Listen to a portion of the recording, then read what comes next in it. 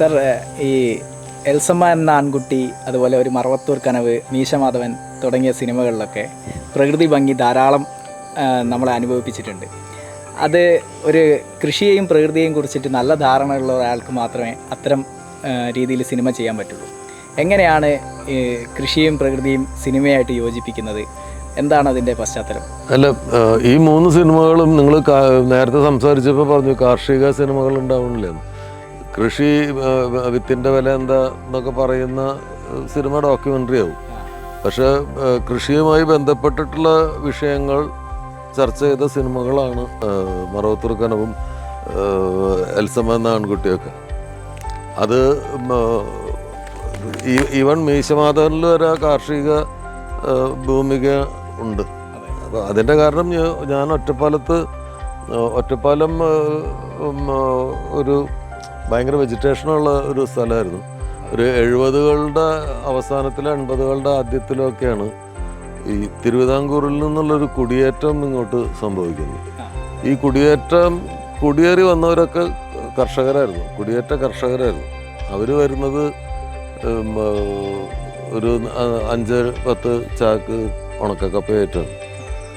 ഒരു സ്ഥലം വളരെ ചെറിയ പൈസക്ക് ഇവിടെ കുന്നും ചെരുവും മുട്ടക്കുന്നുകളൊക്കെ മേടിച്ച് അവിടെ ആദ്യം ഒരു പശുവിനെ മേടിച്ച് കറവ ആരംഭിക്കും, പാല് വിൽപ്പന ആരംഭിക്കും. ബാക്കി രാവിലെ പാല് വിറ്റ് കഴിഞ്ഞ് വന്നു കഴിഞ്ഞാൽ പിന്നെ പകല് മുഴുവൻ കിടക്കും.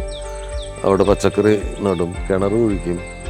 ഇത് അപ്പോൾ വളരെ ചെറിയ പൈസയ്ക്ക് ഈ സ്ഥലം വിറ്റ ഇവിടുത്തെ ഒറ്റപ്പാലത്തെ അന്നത്തെ ഭൂസ്വാമിമാരൊക്കെ കുറേ പൊട്ടന്മാർ തിരുവിതാംകൂറിൽ നിന്ന് വന്നിട്ടുണ്ട്. ആർക്കും വേണ്ടാത്ത മുട്ടക്കൊന്ന് ഇവന്മാർ മേടിച്ച് ഇതെന്ത് ചെയ്യാൻ പോവുകയാണെന്ന് പറഞ്ഞു. പക്ഷെ ഒരു 5-6 കൊല്ലം കഴിഞ്ഞപ്പോൾ ഇവരെല്ലാവരും നെഞ്ഞിൽ കൈ വെച്ചു. കാരണം ആ സ്ഥലങ്ങൾ മുഴുവൻ പൂങ്കാവനായി. പച്ചക്കറിയും റബ്ബറും അത് ഇതൊക്കെ കപ്പയും ഒക്കെ ആയിട്ട് ആ മുട്ടക്കുന്നുകളൊക്കെ പച്ചപ്പ് നിറഞ്ഞു. അപ്പം അത് എൻ്റെ കുട്ടിക്കാലത്താണ് സംഭവിക്കുന്നത്. ഞാനൊരു 4ാം ക്ലാസ്സിൽ 5ലൊക്കെ പഠിക്കുന്ന കാലത്താണ് ഈ കുടിയേറ്റം ഉണ്ടാകുന്നത്. അപ്പം ഞാൻ ഈ കാർഷിക ജീവിതം ഞാൻ കണ്ടിട്ടുണ്ട്. ഇവരുടെ ഒരു ലൈഫ്, ഇവരുടെ ഒരു സ്ട്രഗിള്. അവരുടെ മക്കൾ പലരും അതിൽ നിന്ന് വന്നിട്ടുള്ള കുറച്ച് മക്കളൊക്കെ വേറൊരു ഭാഷ സംസാരിക്കുന്ന പിള്ളേർ ഞങ്ങളുടെ സ്കൂളുകളിലൊക്കെ വന്നു തുടങ്ങി.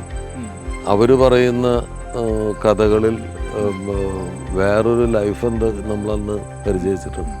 അപ്പോൾ മറവത്തൂർ കനവ് എന്ന് പറയുന്ന സിനിമ കൃഷി ചെയ്യാൻ അതിർത്തി പ്രദേശത്ത് മേടിച്ച പാലായിൽ ഒരു 10-50 സെൻറ്റ് വിറ്റിട്ട് കിട്ടിയ കാശ് കൊണ്ട് ഇവിടെ വന്ന ഏക്കർ കണക്കിന് സ്ഥലം മേടിച്ച് അവിടെ കൃഷി ഇറക്കാൻ വരുന്ന മൈക്കിളിൻ്റെയും ഭാര്യയുടെയും കഥയാണ്.